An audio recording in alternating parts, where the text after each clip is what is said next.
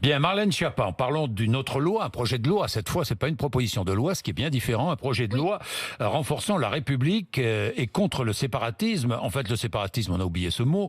Projet de loi confortant les principes républicains. Maintenant, bon, c'est tout à fait nouveau. Alors, on va entrer. J'ai 2-3 questions à vous poser sur ce texte qui sera présenté le 9 décembre et à l'Assemblée nationale, au Parlement quand ? Début 2021. Début 2021 au Parlement. Bien. Alors, interdiction toute personne ayant commis des délits de provocation ou apologie d'actes terroristes d'exercer des fonctions en contact du public. Des personnes qui pourraient travailler, je ne sais pas moi, dans un bus, à la SNCF ou dans un aéroport. Oui, bah non, ce sera plus possible. Là, ce sera plus possible. Bien. Fin de l'instruction à domicile. 50 000 enfants, avec quelques exceptions, on est bien d'accord. Absolument. Sauf pour des motifs très limités, mais fin de l'instruction à domicile. Par exemple, des enfants qui sont en situation de handicap lourd et pour lesquels il est trop difficile d'être scolarisés, même si on veut que les enfants en situation de handicap soient à l'école, mais quand ça n'est pas possible, évidemment, il y aura un travail pour leur permettre de poursuivre cette... Combien d'enfants non scolarisés en France ? Alors, c'est très difficile d'avoir un chiffre, et c'est justement pour cette raison que le président de la République a souhaité prendre cette disposition, parce que vous avez, parfois, quand vous interrogez les élus locaux, on n'a pas un chiffre exact d'enfants qui n'ont jamais été à l'école. Et pourquoi le président a souhaité prendre cette mesure ? C'est parce que vous avez une inégalité terrible de destin entre un enfant qui a 10 ans et qui a pu aller à l'école, apprendre à lire, à écrire, à réfléchir, à être au contact d'autres enfants qui ne sont pas élevés comme lui, qui n'ont pas les mêmes origines forcément, peut-être pas la même religion, pas les mêmes pratiques, pas la même éducation.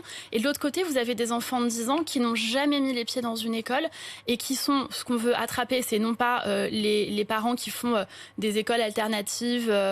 des enfants fantômes, etc. C'est ce que dit Gérald Darmanin. Exactement, c'est tout à fait ça. Ce sont les enfants dont on ne connaît même pas l'existence et qui n'ont jamais ouvert un livre de classe. Donc chaque enfant aura un identifiant.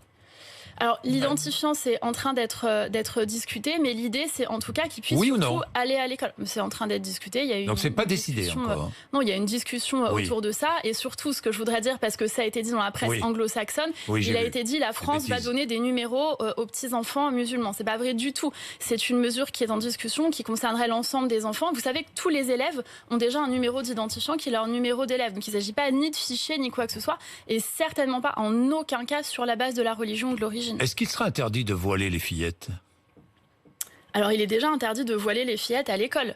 À l'école, Une fille à l'école ne vient pas avec un voile. Interdiction du port du voile pour les enfants. Alors ça n'est pas dans le projet de loi à l'heure actuelle.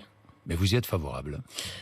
Moi, je ne comprends pas, si vous voulez, mais c'est une position très personnelle, mais philosophiquement, je ne comprends pas le procédé qui veut qu'on mette un voile, ou parfois même des voiles intégraux, à des petites filles de 4 ans, en disant qu'elles seraient provocantes si elles n'auraient pas de voile. Philosophiquement, ça me heurte. Ça vous heurte, et vous êtes donc favorable à cette interdiction, vous l'avez dit. C'est vrai, Marlène Schiappa. Ça ne figure pas dans la loi. Non, mais je ne dis pas que ça figure dans la loi. Je dis que vous êtes favorable à l'interdiction du port du voile pour les enfants. Oui, je viens de dire, je ne comprends pas philosophiquement. Vous êtes favorable, vous l'avez dit. Donc vous êtes toujours favorable, vous n'avez pas changé d'avis. Bon, on est bien d'accord. Polygamie, mariage forcé, recours aux certificats médicaux de virginité. Là aussi, il y a tout un tas de mesures. Absolument, qui visent à renforcer la dignité humaine et l'égalité entre les femmes et les hommes.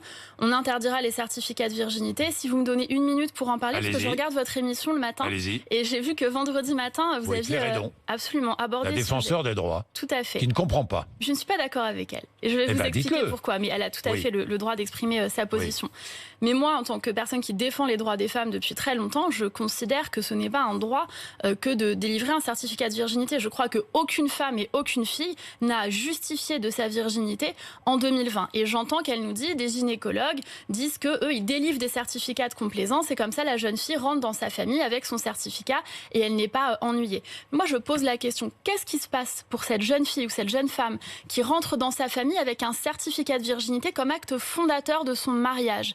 Ça veut dire qu'elle a un fiancé ou la famille de son fiancé qui considère que ce n'est pas lui manquer de respect que de l'envoyer se faire examiner pour qu'elle certifie de ce qui se passe dans son intimité. Moi, je crois que ça veut dire que cette femme, elle n'est pas promise à un mariage heureux et serein dans lequel sa dignité de femme sera respectée. Et puis, par ailleurs, pour finir là-dessus, nous avons été alertés par des associations et par des gynécologues qui nous disent que parfois, il est demandé des certificats de virginité de complaisance pour dédouaner des agresseurs sexuels sexuels ou des violeurs dans la sphère intrafamiliale. Donc il n'y a que de bonnes raisons d'interdire les certificats de virginité et tout certificat qui n'a pas de lien avec la santé de la patiente. C'est ce que nous proposerons dans ce projet de loi.